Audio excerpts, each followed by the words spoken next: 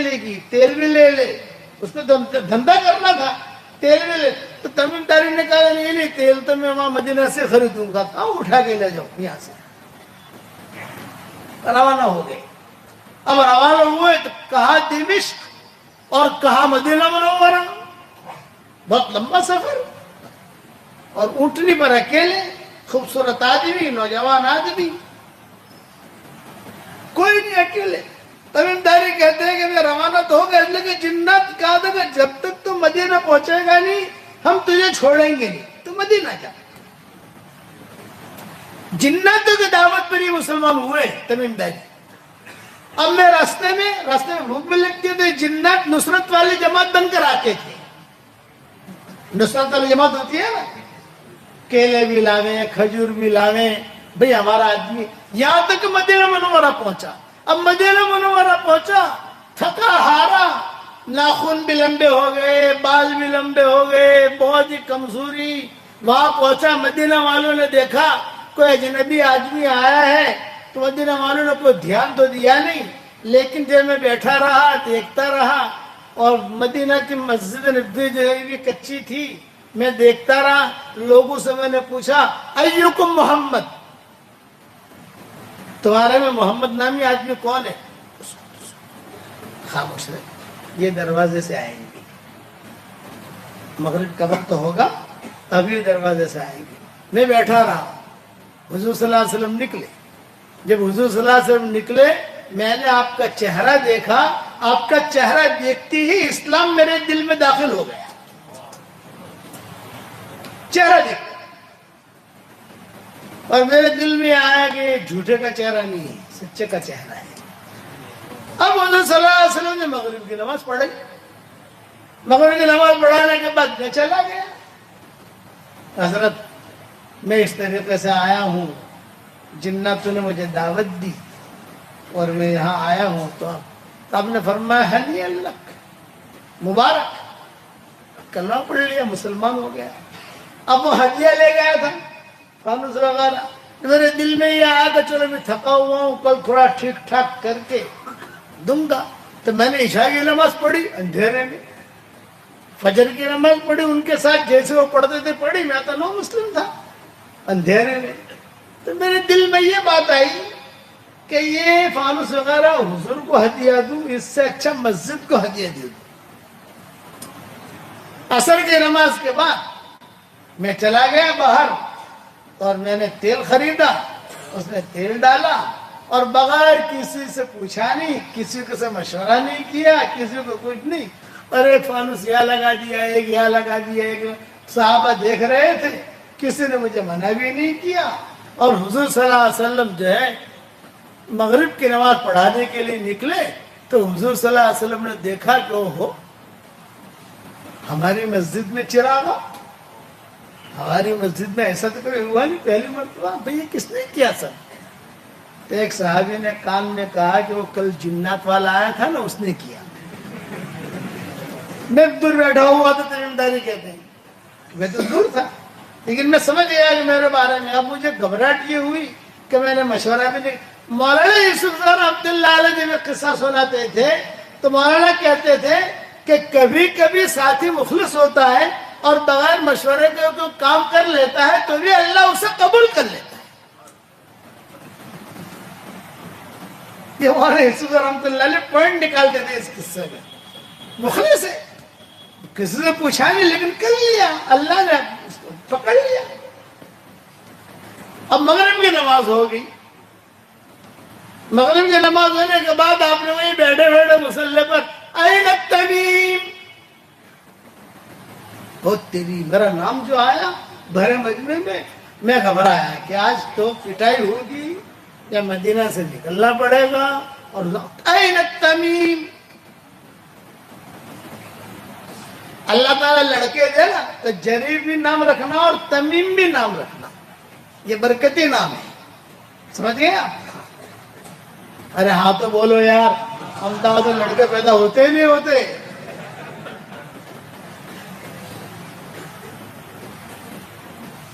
اب میں آیا، سارے صحابہ دیکھ رہے ہیں،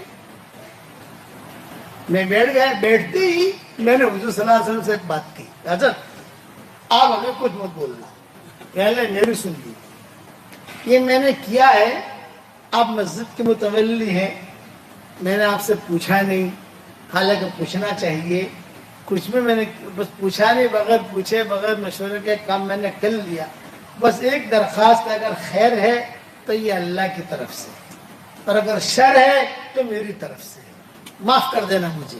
آپ نے کیا جواب دیا؟ لا لا لا لا تمیم، یہ بات نہیں ہے، بلکہ تیرے اس کام سے مجھے اتنی خوشی ہوئی کہ اگر کوئی میری بیٹی ہوتی تو میں تجھے اپنا داماد بنا لیتا۔ یہ جملہ حضور نے کہا کہ میری بیٹی ہوتی میں تجھے اپنا داماد بنا لیتا۔ جب یہ جملہ حضور نے کہا تو پیچھے ایک صحابی بیٹھے تھے، نوفل، حضرت نوفل نام آتا ہے ان کا حدیث میں، یہ کھڑے ہو گئے، یا رسول اللہ بنا تو نہ بنا تک، ہماری بیٹیاں جو ہے وہ آپ ہی کی بیٹیاں ہیں، میری بیٹی ام مغیرہ ہے، یہ بیوہ ہو گئی ہے، تو آپ چاہے تو اس کے ساتھ نکاح کرا دیں۔ آپ نے فرمایا بہت اچھا۔ چنانچہ تمیم داری وہی بیٹھے ہوئے تھے اور ام مغیرہ سے پوچھا گیا، یہ بیوہ ہو گئی تھی، چنانچہ فرمایا کہ ان کے ساتھ، چنانچہ ام مغیرہ کے ساتھ تمیم داری کا نکاح ہو گیا، نو مسلم کا۔ یہ حضور صلی اللہ علیہ وسلم نے نکاح پڑھا ہے۔ اب یہ جوڑا چلا، ایسا چلا، تاریخ کی کتابوں میں لکھا ہے، ایسا چلا کہ مدینہ منورہ کے مالدار جوڑوں میں بھی شمار ہوتا تھا، اور حضرت عمر کے خاص لوگوں میں شب قدر جب ہوتی نا، شب قدر 27 شب نہیں، شب قدر یعنی آخر عشرہ جب شروع ہوتا تو حضرت عمر رضی اللہ تعالیٰ عنہ کہتے بھئی دیکھو بھئی وہ تمیم داری نے وہ جوڑا پہنا، ایک جوڑا تھا ان کے پاس جو صرف شب قدر میں پہنتے تھے، ایک جوڑا تھا، صرف پورا سال وہ جوڑا پیٹی میں رہتا تھا، صرف وہ شب قدر جب ہوتی تو جب آخر عشرہ شروع ہوتا تو حضرت عمر جو ہے کہتے بھی دیکھو وہ جوڑا پہننا کہتے، تو تمیم داری نے کہہ دیا تھا اپنی بیوی سے، ام مغیرہ سے، کہ جب اب یہ آخر عشرہ شروع ہو رہا ہے وہ جوڑا نکال کر رکھو، جب ہوگی شب قدر میں پہنوں گا۔ چنانچہ وہ صحابہ ان کو دیکھتے رہتے تھے کہ آج حضرت عمر کہتے تھے کہ دیکھو بھی وہ جوڑا پہن کر آئے کہ نہیں، جس دن وہ جوڑا پہن کر آتے یہ سمجھا جاتا ہے کہ آج شب قدر ہے۔ پھر بعض صحابہ پوچھتے کہ بھی آپ کو پتہ کیسے چلتا ہے؟ بولے مجھے پتہ ایسے چلتا ہے کہ سارے فرشتوں کی خوشبو الگ ہے، جبریل کی خوشبو الگ ہے،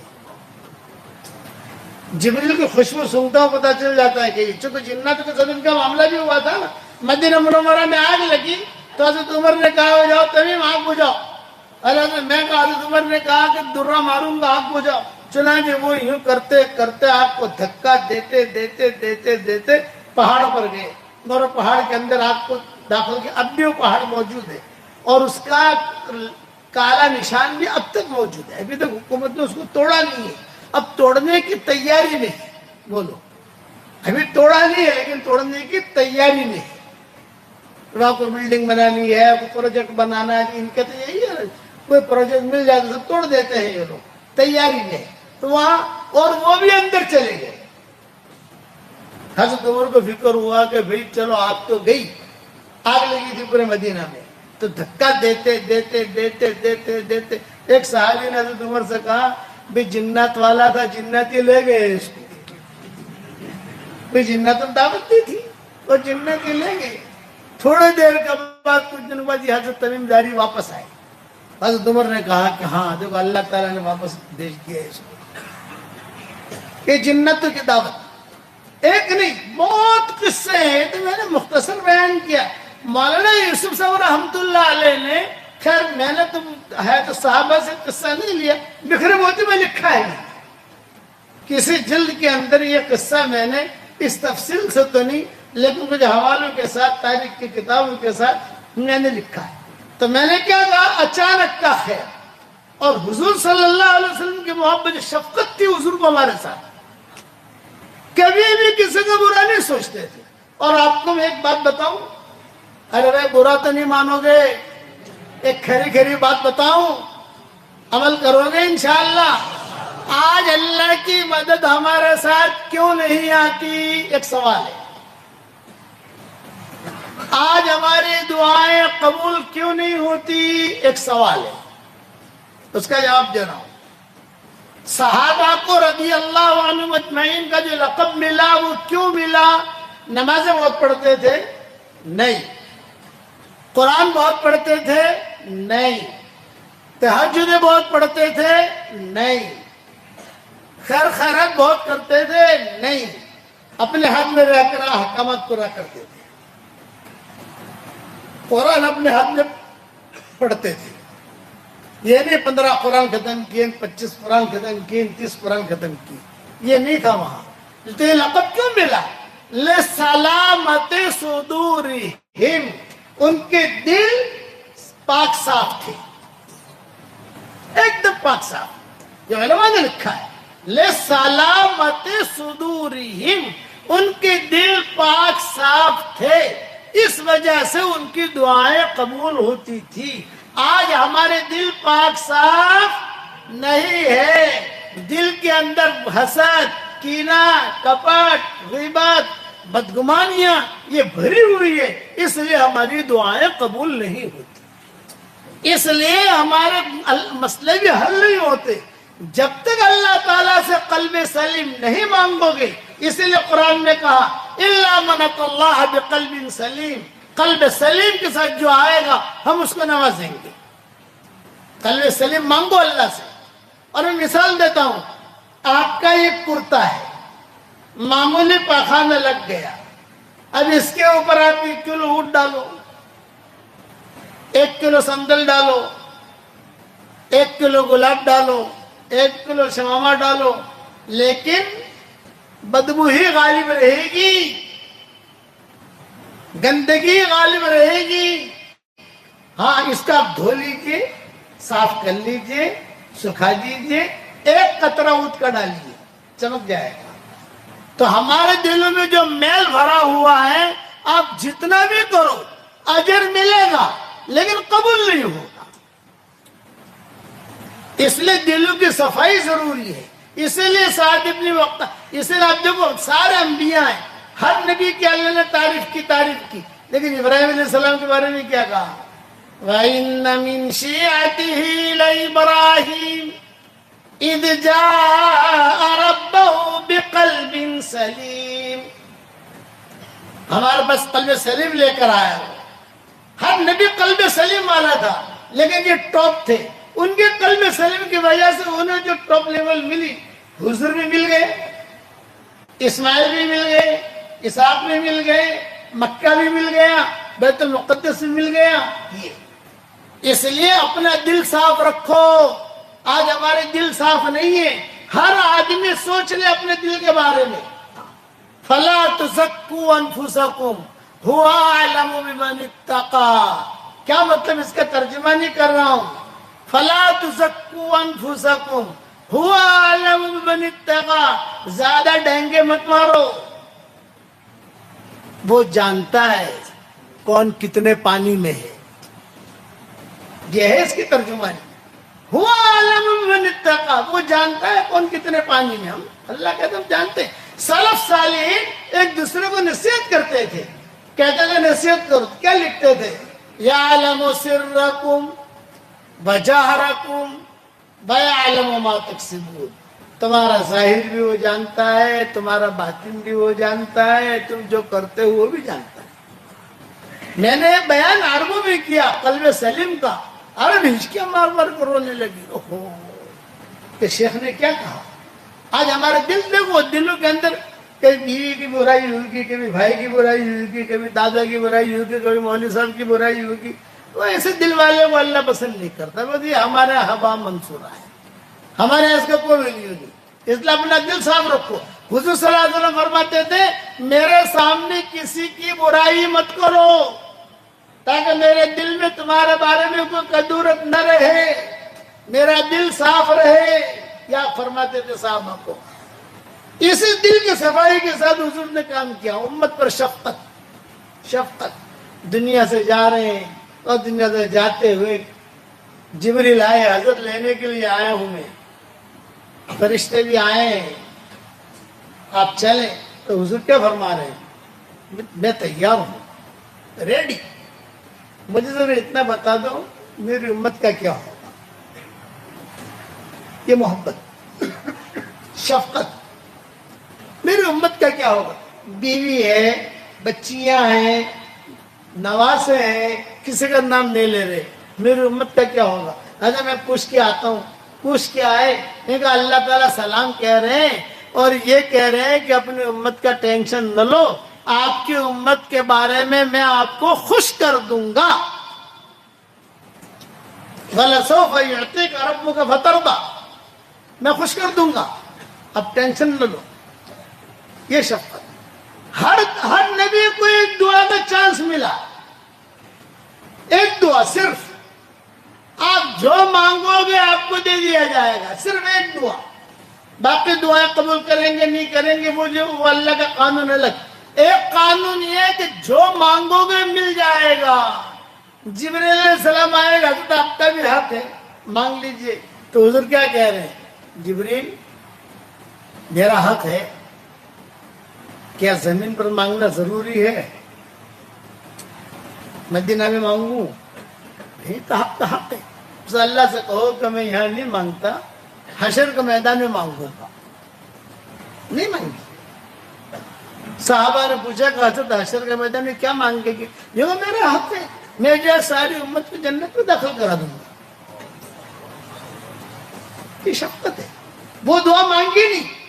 اب دیکھو کتابوں میں حضور صلی اللہ علیہ وسلم نے امت پر شفقت کی وجہ سے مسجد نبوی میں کبھی اذان نہیں دی۔ حالانکہ اذان تو بہت بڑی دعوت ہے، نماز پڑھاتے تھے تو اذان نہیں دے سکتے، اذان نہیں۔ صحابہ کبھی کبھی کہتے تھے کہ حضرت اذان دے نہیں۔ اب فقہا کہتے ہیں کہ اذان کیوں نہیں دی؟ سفروں میں اذان دی ہے، جیسے سفر میں کسی جگہ گئے، یہ اذان دینا کتابوں میں آتا ہے کہ وہاں سفر میں اذان دے دی، صحابہ مشہور ہے تو اذان دے دی، لیکن مسجد نبوی میں وجہ یہ کہ میں اذان میں کہوں گا حی علی الصلاۃ حی علی الفلاح، اور اگر کوئی غفلت کی وجہ سے نہ آیا تو تباہ اور برباد ہو جائے گا۔ نبی نے بلایا اور نہیں آیا، نبی نے بلایا اور نہیں آیا۔ شفقت، اس لیے آج کا سبق خاص ہے، اپنے دلوں کی دنیا کو آباد کو صاف رکھو، معاملہ اللہ کے ساتھ کلیئر رکھو، آپ جو دعا مانگو گے اللہ تعالیٰ قبول کرے گا۔ سعد ابن ابی وقاص مستجاب الدعا تھے،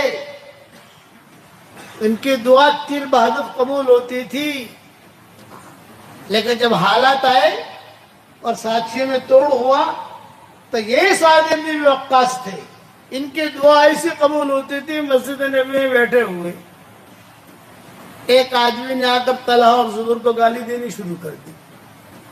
سعد ابن وقاص نے کہا کہ خاموش ہو جا، تو گالی مت دے، یہ بڑے لوگ تھے، میں ان کو پہچانتا ہوں، حضور سے میں نے سنا ہے جنتی ہیں یہ لوگ، تو بات تو کوئی نبی نہیں ہو، یہ کہتے پھر گالی دی۔ تو کہا اب اگر تو نے گالی دی میں دعا کروں گا تیرے لیے، پھر گالی دی۔ تو سعد بن وقاص نے دعا کے لیے ہاتھ اٹھائے، اللہم اہلکہ الان، اے اللہ اسے ابھی ہلاک کر دے۔ بس اتنا کہنا اور فوراً صحابہ ادھر ادھر بکھر گئے، سب بھاگ گئے، سب اتنا اللہم اہلکہ الان، ابھی ہلاک کر۔ چنانچہ ایک اونٹنی مجنونہ، ناقہ مجنونہ، یہ مدینہ منورہ سے دوڑتے دوڑتے دوڑتے باب السلام سے داخل ہوئی۔ یہ باب السلام جو ہے یہ سب سے پرانا دروازہ ہے مسجد نبوی کا، باب السلام اور باب البقی۔